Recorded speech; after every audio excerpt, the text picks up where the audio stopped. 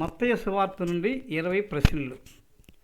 మత్తయి సువార్త నుండి ఇంతకుముందు చేసిన 10 వీడియోలలో నుండి ఈ 20 ప్రశ్నలు ఇవ్వబడ్డాయి. 20 ప్రశ్నల్లో ఎన్ని సమాధానాలు తెలిసినవో సరిచూసుకోండి. తెలియనివి మత్తయి సువార్త మీద చేసిన నా 10 వీడియోలు చూసి సమాధానాలు తెలుసుకోండి. మత్తయి సువార్త అవగాహన చేసుకునేటప్పుడు ఈ ప్రయత్నం చేశాను. దయచేసి సరిచూసుకోండి. 1వ ప్రశ్న, యేసు యోర్దాను నదిలో బాప్తిస్మము తీసుకున్న వెంటనే దేవుని ఆత్మ దేనివలే యేసు మీదకి వచ్చెను. 2, యేసు వస్త్రపు చెంగు ముట్టి స్వస్థపడిన రక్తస్రావం గల స్త్రీ ఎన్ని సంవత్సరముల నుండి రక్తస్రావ రోగముతో బాధపడెను. 3, ఎవరికి విరోధముగా మాట్లాడువానికి పాపక్షమాపణ లేదు. 4,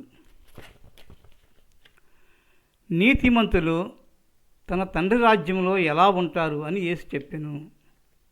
5, గుడ్డివాడు గుడ్డివానికి తోవ చూపిన యెడల ఏమగును.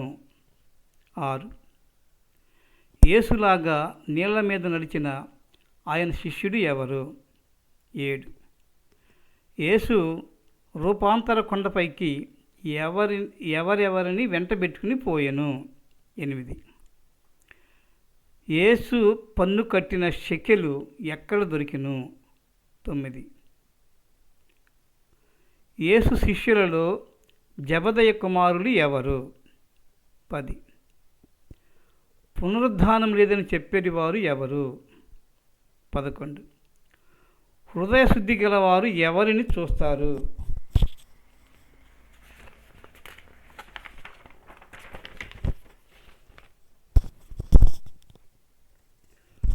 పరలోక రాజ్యంలో ఎవరు ప్రవేశింపగలరు. 13, లేని వారికి కలిగిన దెయ్యం వారి యొద్ద నుండి తీసివేయబడును అన్నారు ఎందుకు. 14, హేరోదు రాజు సోదరుడైన ఫిలిప్పు భార్య పేరేమి. 15, యేసు తన శిష్యులతో ఎవరికి ఎక్కువగా భయపడమంటున్నారు. 16, యెషయా ప్రవక్త ప్రవచనం ప్రకారము మనుషులు కల్పించిన పద్ధతులు ఎవరి ఉపదేశములని బోధించుతున్నారు.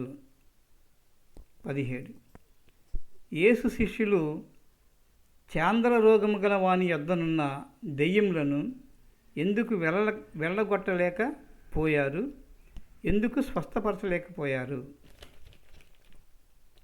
18, పరలోక రాజ్యంలో ఎవడు గొప్పవాడుగా ఉండునని యేసు తన శిష్యులకు చెప్పెను. 19,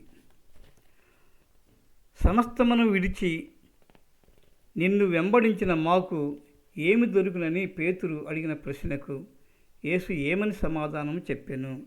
20, ధర్మశాస్త్రంలో ముఖ్యమైన ఆజ్ఞ ఏదని యేసు చెప్పెను. దీనిలో జవాబులు మీకు ఎన్ని తెలిసినాయో తెలుసుకుని వాటిని సరిచూసుకోండి. Thank you.